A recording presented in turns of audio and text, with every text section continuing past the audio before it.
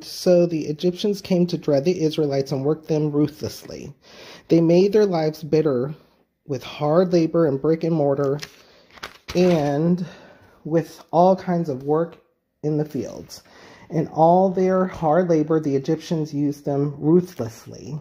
The king of Egypt said to the Hebrew midwives, whose names were Sifra and Pua, when you help the Hebrew women in childbirth and observe them on the delivery stool, if it is a boy, kill him, but if it is a girl, let her live. The midwives, however, feared God and did not do what the king of Egypt had told them to do. They let the boys live. Then the king of Egypt summoned the midwives and asked them, "Why have you done this? Why have you let the boys live?" The midwives answered Pharaoh, "Hebrew women are not like Egyptian women. They are vigorous and give birth before the midwives arrive."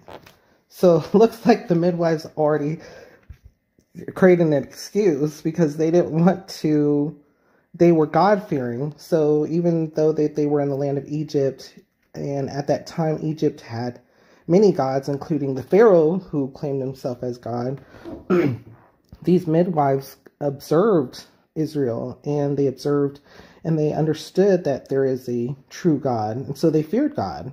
They feared the real God. And so they already had an excuse to provide the Pharaoh for their not killing or allowing the male children to live. So God was kind to the midwives, and the people increased and became even more numerous. And because the midwives feared God, he gave them families of their own. So it was a blessing. It was a blessing back to them.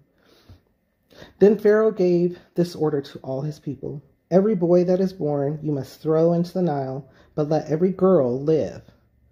The birth of Moses.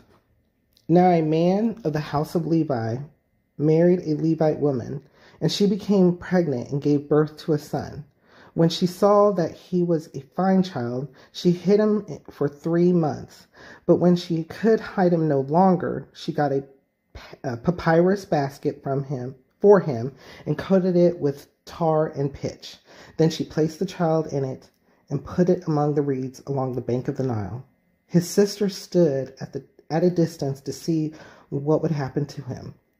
Then Pharaoh's daughter went down to the Nile to bathe, and her attendants were walking along the riverbank. She saw the basket among the reeds and sent her slave girl to get it. She opened it and saw the baby. He was crying, and she felt sorry for him. "This is one of the Hebrew babies," she said.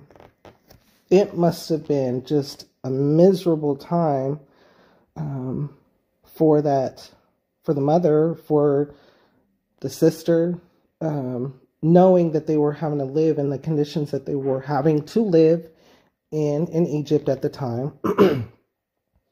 And so, but at the same time, God was working already. He was working in the background, what we call the background, but it's actually the foreground. He's always in the foreground. He's never actually in the background. He's in the background because of our belief. Our humanisticness is when we go throughout the week, when we go throughout the day, and we don't even mention him or think about the Lord. He's always there. He's everywhere. He is God.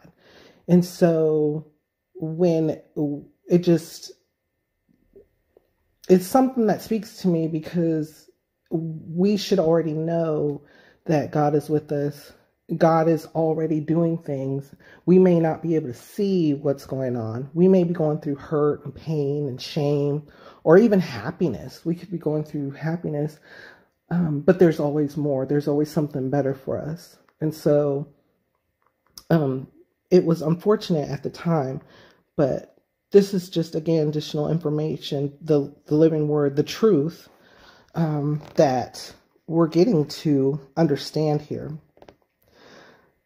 Then his sister asked Pharaoh's daughter, "Shall I go and get one of the Hebrew women to nurse the baby for you?"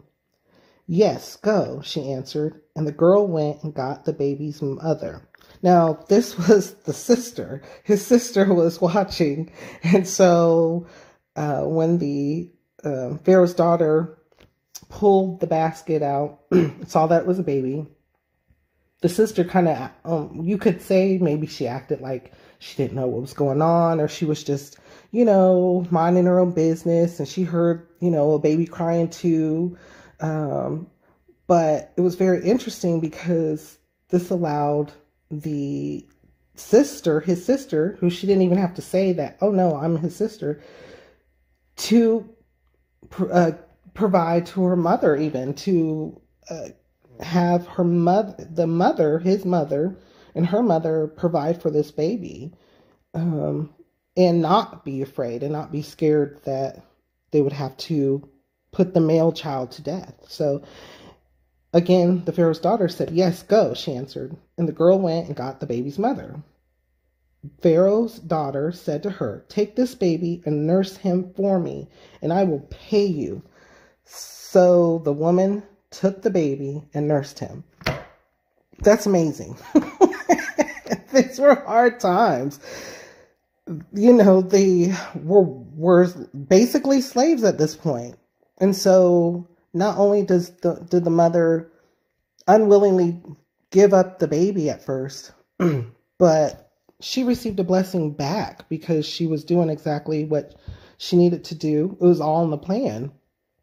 And not only that, but she got her to raise her child. She got to nurse her child, who is going to be Moses. So this is just amazing. And not only that, but she was being paid and taken care of while she was doing it. So that just goes to show you that God is always at work for us. Always. There is no, oh, he's in the background. He's always in the foreground. He's always before us. God goes before us. Remember that. Like, God goes before us. Jesus on his right side. So there's, so that's just something that we definitely need to remember.